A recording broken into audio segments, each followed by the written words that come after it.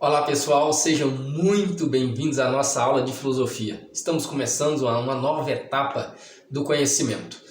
E agora o nosso tema da nossa aula de filosofia de hoje é justamente esse, humilhação social.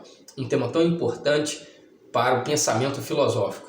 E a habilidade para essa aula é justamente essa, construir argumentação crítica sobre as práticas de discriminação e preconceitos que muitas vezes nós vemos aí no nosso dia a dia, nós vemos na sociedade. E uma grande questão que você pode estar respondendo aqui nos comentários, responda aqui nos comentários. Por que é importante estudar, do ponto de vista da filosofia, a humilhação social? Na sua opinião, na sua análise, usando o seu conhecimento, por que nós precisamos estudar a humilhação social a partir da ótica da filosofia? A sua resposta é muito importante para a construção dessa argumentação crítica sobre práticas e atitudes preconceituosas. Então aqui nos comentários embaixo, por favor, deixa a sua resposta. Você vai ter alguns minutinhos para estar fazendo isso, ok? Bom, e por que nós filosofamos? Filosofar é preciso para evoluirmos como pessoa, evoluirmos intelectualmente, evoluirmos emocionalmente, como cidadãos, como pessoas do bem. Como membros da raça humana, nós precisamos filosofar para nós evoluirmos para um próximo nível. E a filosofia é a escada que nos leva a degraus mais altos da compreensão de tudo no que se refere ao universo e sobre a nós mesmos e os outros. É por isso que é tão importante nós filosofarmos. Bom, você sabe o que significa humilhar, né? Já ouviu essa palavra? Conhece o termo? Conhece o conceito? Mais uma vez te convido a deixar o seu comentário aqui. O que significa, né, na sua opinião, na sua percepção, o que significa humilhar, né? A gente sempre falou de humilhar, mas o que é humilhar? Então, qual é o conceito de humilhar? Bom, humilhar significa rebaixar, é menosprezar o outro, é desdenhar o outro. Então, o conceito de humilhar significa rebaixar, desdenhar, submeter o outro, né? É olhar para o outro com pouco caso, é menosprezar o outro, portanto é desvalorizar alguém. Quando uma pessoa humilha o outro, ela está menosprezando, ela está desvalorizando o outro. Então esse olhar de altivez, de quem tem poder, de quem manda, de quem domina. E nós vamos falar um pouco também da filosofia da humildade. Por quê? Porque se existe humilhação, nós precisamos vencer a humilhação com a filosofia da humildade. Todos os filósofos, todos os grandes sábios, as mulheres mais inteligentes, né, espiritualistas, de bom senso, inteligentes, de todos os tempos, de todas as culturas, nos ensinaram uma filosofia da humildade, que é tão importante. E a humildade é a mãe de todas as virtudes. E o orgulho é o pai de todos os vícios. Portanto, a humildade é algo maravilhosamente importante para a nossa existência, para nós mesmos e no nosso relacionamento para com os outros. E o orgulho? O orgulho é algo desprezível, algo que é nocivo, ruim para a própria pessoa que é orgulhosa e também para os outros que convivem com ela. Você conhece pessoas que são virtuosas, pessoas que são bacanas de estar juntas, pessoas que são assim, agradáveis de estar juntas, e você teve o desprazer de estar perto de pessoas que são orgulhosas? Não precisa escrever o nome das pessoas virtuosas, nem das pessoas orgulhosas, mas a filosofia da humildade, ela nos ensina. A humildade é a virtude que reprime em nós o orgulho. É a disposição moral que nos lembra nossa fragilidade, sem nos rebaixar. A humildade, nós nos colocamos no nosso devido lugar, mas nós não nos rebaixamos.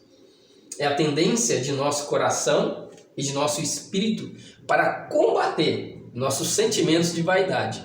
Portanto, a humildade, ela é fundamental para uma vida de sucesso, uma vida de bons relacionamentos, uma vida no qual você queira conviver com outras pessoas de maneira agradável, cordial, cidadã. A humildade como disse os próprios filósofos, é a mãe de todas as virtudes. E ser uma pessoa virtuosa, uma pessoa boa, ser uma pessoa idônea, uma pessoa honesta, é algo extraordinário.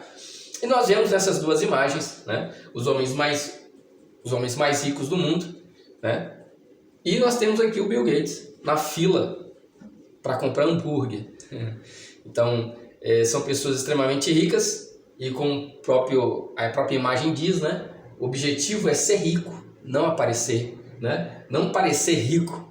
Então, isso é uma virtude, né? Pessoas são multimilionárias, bilionárias, estão na capa da revista Forbes, que estão aí no topo do mundo, conhecido por todos, tem muito dinheiro, e as pessoas são tomadas de uma grande virtude, que é a virtude da humildade, tá? Bom, e no Brasil, né, enquanto lá as pessoas mais ricas se portam de uma maneira humilde, e no Brasil, né, a liderança do país, né, aqueles que estão no Congresso, eles são humildes na sua opinião, né? Como é que você analisa essa situação? Então, se você puder colocar nos comentários aí, tá? Comparar, fazer essa análise seria bastante interessante, né, para nós termos um parâmetro entre o comportamento de muitas pessoas que estão em certos cargos no Brasil e daqueles que deveriam ser pessoas humildes. Então, a sua resposta aí nos comentários, ok?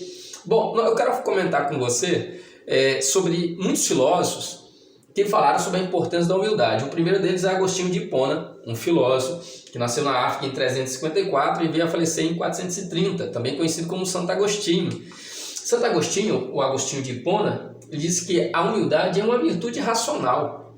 Um animal não pode ser humilde, já que ele é irracional e é totalmente guiado pelos seus instintos.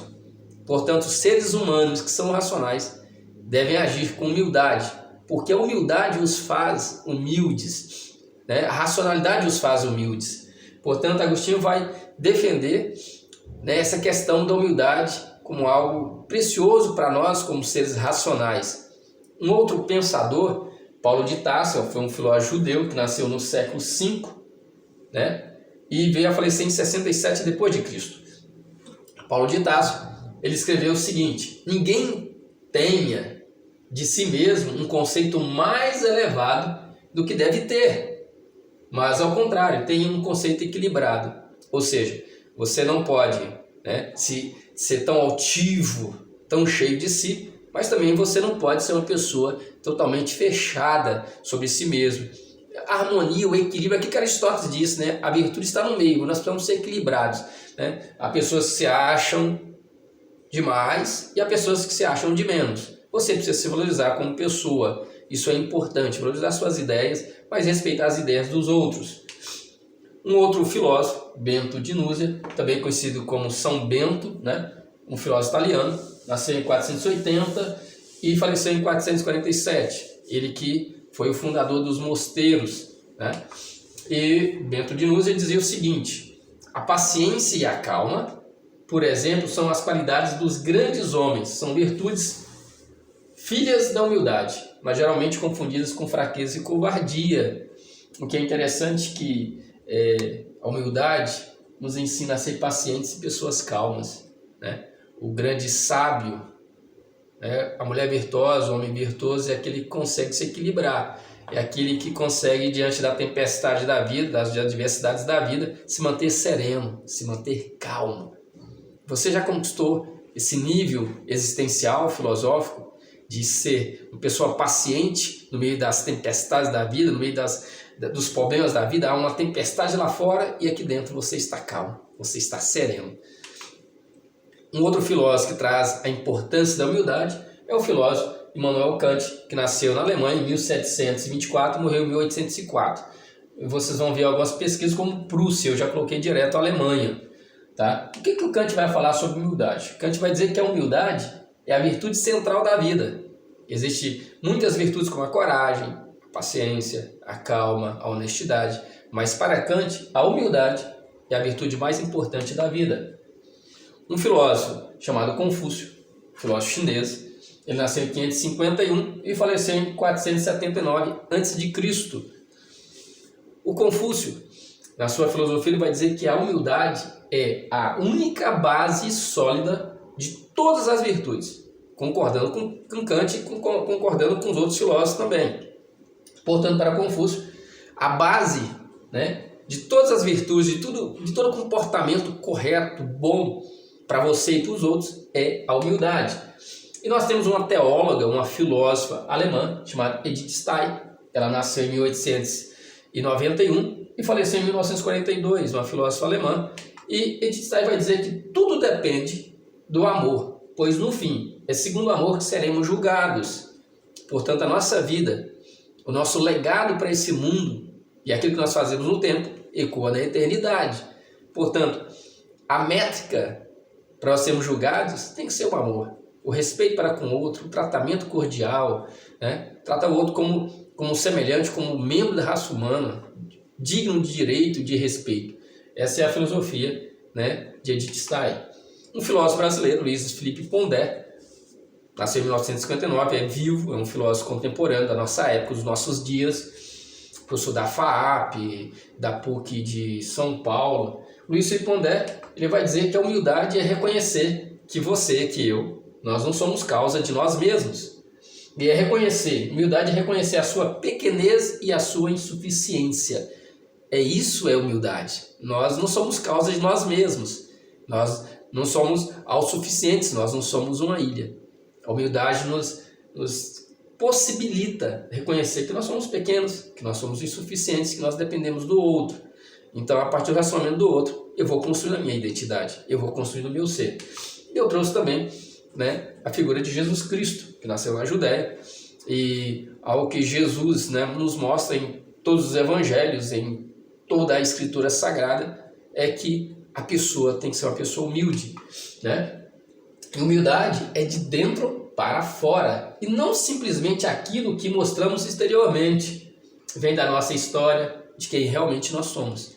Então, inclusive, algo que é importante para você pensar é que, quando eu falo em humildade, eu não me falo em ser subserviente ao outro, mas reconhecer a minha condição. Isso é importante para nossas ideias, né? E Jesus é um exemplo de humildade, né? Indiferente da crença religiosa, enquanto pessoa histórica, Jesus foi o maior exemplo de humildade para todos nós. Sabe o que é interessante? É que a impaciência, a arrogância, a prepotência, a irascibilidade, normalmente tidas por sinônimo de força, são todas filhas do orgulho e denotam extrema fraqueza de alma. Há pessoas que existem pessoas, né, que elas se mostram fortes, arrogantes, prepotentes, mas no fundo a sua alma é fraca. São pessoas que querem se arrogar poder, mas no fundo são pessoas fracas. São pessoas que querem aparecer ser algo e no fundo não são nada. E a filosofia da humildade nos mostra que as pessoas podem vencer esse mal, né? Essa anomalia, podemos assim dizer. E um outro grande pensador que falou sobre humildade foi Sócrates, né? A data precisa, vocês vão encontrar aí algumas datas um pouco mais, um pouco menos, mas em meados de 470, Sócrates nasceu em Atenas e veio a falecer em 399 a.C. E há uma cena interessante, porque Sócrates vai ao oráculo de Delfos e o oráculo pergunta a Sócrates, né, o que você sabe? E aí Sócrates responde, só sei que nada sei. Portanto, uma das características de uma pessoa inteligente, de uma pessoa sábia, é reconhecer que ela não sabe tanto como deveria. Então, o orgulhoso diz que sabe muito, e é aquela pessoa que se arroga o conhecimento. O sábio, ele é humilde, né, no seu falar, na sua postura, porque ele sabe que, comparado àquilo que ele deveria saber, ele sabe pouco. Um exemplo de humildade intelectual é Sócrates, que foi considerado o homem mais sábio, né, de Atenas, ali da sua região, do seu território, né, do meio dos seus contemporâneos. Ele foi considerado o homem mais sábio justamente por reconhecer que não era o detentor de todo o conhecimento da época. E um pouco de etimologia para vocês, né? A palavra humildade vem do latim humus e significa terra fértil. Humilde, né, tem a ver com isso, com essa terra fértil. E no hebraico vem de adâmico, foi do termo hebreu Adão, homem, que surgiu Adão. Portanto, humilde, a palavra humilde está muito ligada a essa questão, né, do humus, da terra fértil. Humildade, então, tem a ver com essa condição adâmica de criação, né? E aí nós remetemos ao livro do Gênesis, que é uma ideia importante para a gente pensar. Pessoal, porém, a partir do século XVIII, o conceito de humildade, esse conceito adquire uma nova conotação, né? E aí, humildade enquanto essa condição de se humilhar, né? De se esvaziar para buscar algo mais elevado, no século XVIII ela adquire uma outra conotação, um outro significado. Está aí na tela. Humilhação como transgressão das expectativas legítimas que todo e cada indivíduo possui de ser respeitado e tratado com dignidade. Portanto, todas as vezes que uma pessoa não é tratado com dignidade, guarda isso, pega a visão aí, tá? Toda vez que uma pessoa não é tratada com dignidade, isso é humilhação. E aí nós vamos ter vários exemplos na história, que nós vamos fazer um recorte agora com aula de história, né? Nós vamos ter aí no século XVIII, em 1776, a Declaração de Independência dos Estados Unidos da América. E nesse documento você tem a questão, né, do respeito ao outro, do respeito à dignidade do outro, do sujeito, da pessoa, né, enquanto detentor de direitos, um cidadão, uma pessoa que merece respeito, que tem dignidade. De igual modo, em 1789, Declaração dos Direitos do Homem e do Cidadão, período da Revolução Francesa, você tem também a constituição do conceito de cidadania, do respeito ao outro, né, como pessoa e como sujeito de direitos. Posteriormente, não agora no século XVIII, mas mais recentemente, em 1948, pós-Segunda Guerra Mundial, você tem a Declaração de Direitos Humanos que, né, vai chancelar, vai fechar, vai amarrar esse conceito aí dos direitos humanos. E aí, na Declaração de Direitos Humanos está escrito de maneira escancarada, legitimada, chancelada, os direitos do ser humano como pessoa. E aí nós temos a Guerra do Vietnã, uma foto histórica, né, que vocês já devem ter visto, né? E aí, a Guerra do Vietnã foi uma guerra brutal também, né? Aí meados da década de 50, 60 e chegou a ter praticamente a década de 70. E aí, o que nós entendemos? Nós entendemos que o respeito à dignidade está sendo ferido e nós precisamos estudar essa questão da humilhação. E aí nós vamos ter pensadores como John Rawls, né? Um filósofo americano, nasceu em 1921 e veio a falecer em 2002. O John Rawls tem um livro fantástico chamado Uma Teoria da Justiça. E nesse livro ele estuda diversos temas e dentre esses temas a questão da humilhação, só que do ponto de vista das instituições. E aí ele vai pontuar dois tipos de humilhação.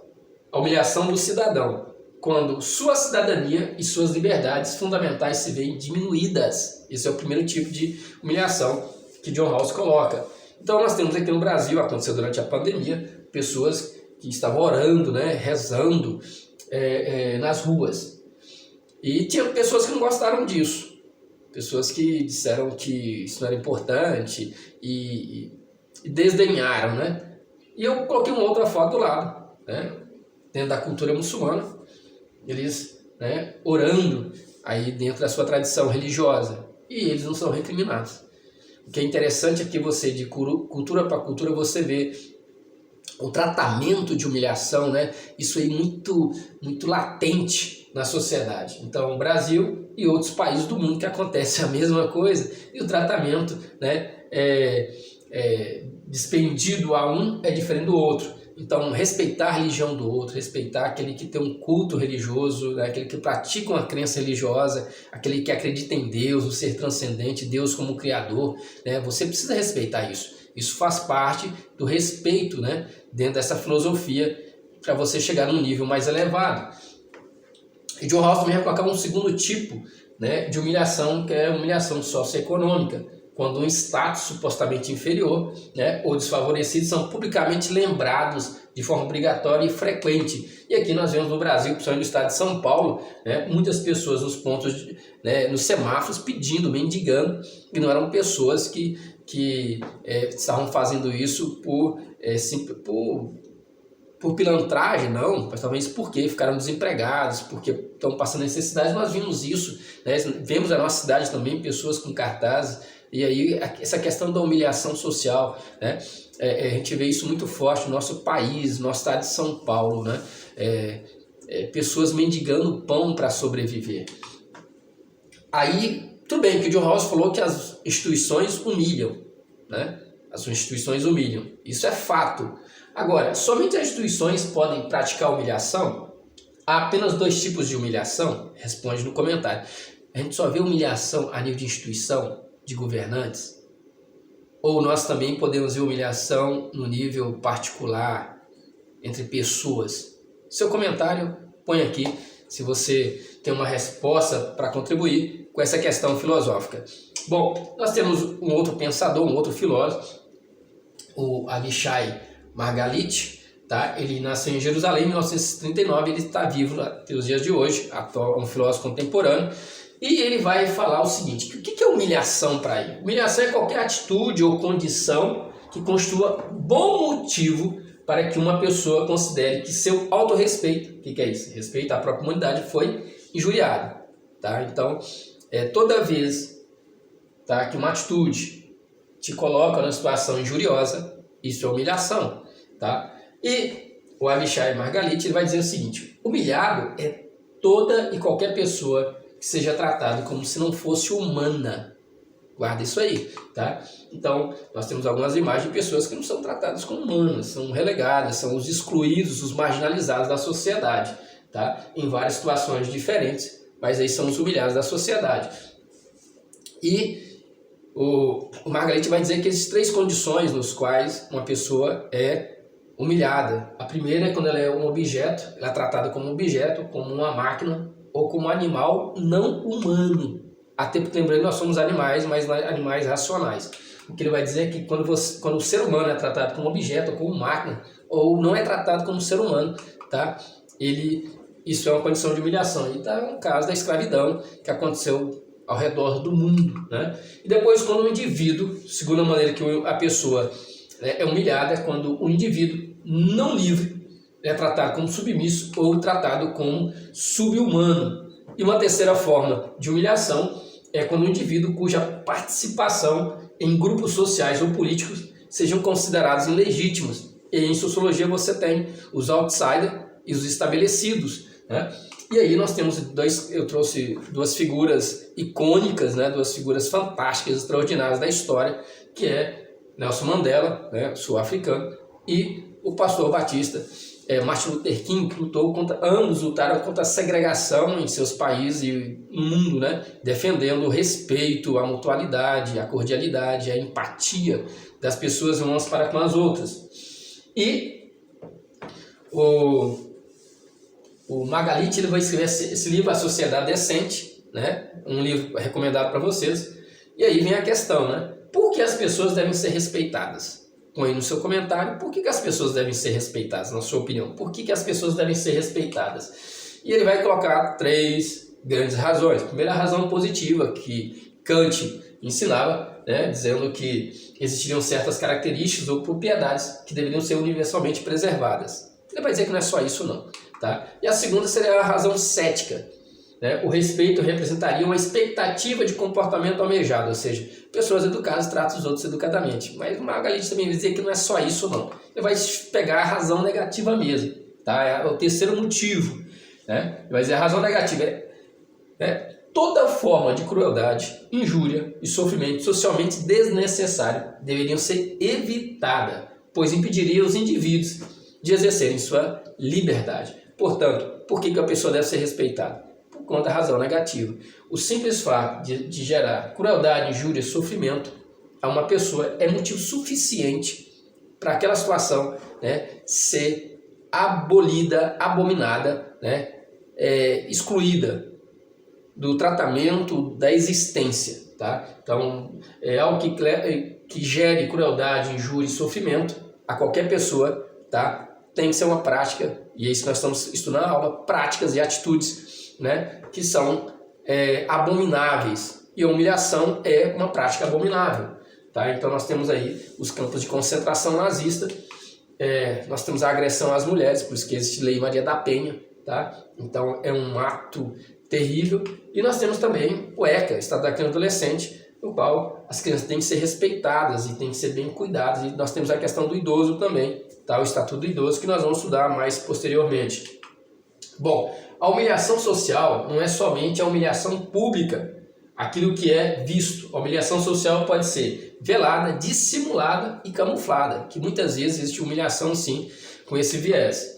Outra coisa, humilhação é um tipo de angústia que surge da desigualdade de classes, gerando um sentimento de inferioridade. Nos faz sentir menores, inferiores e pequenos em relação aos outros. E uma última coisa, a humilhação possui uma dimensão, para além de uma dimensão psicológica, porque humilhação nos afeta psicologicamente, né? É uma dimensão, a humilhação nos afeta psicologicamente, mas também não é só isso, tá?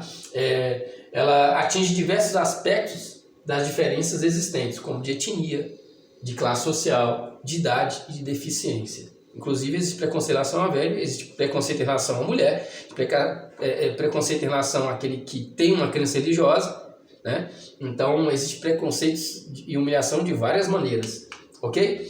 Eu espero que essa aula tenha sido oportuna para você pensar práticas de humilhação e preconceito. O conhecimento muda as pessoas mudam o mundo. Quero te convidar a se inscrever no nosso canal, curtir esse vídeo e compartilhar. Deixe os seus comentários. Um grande abraço, até a próxima aula.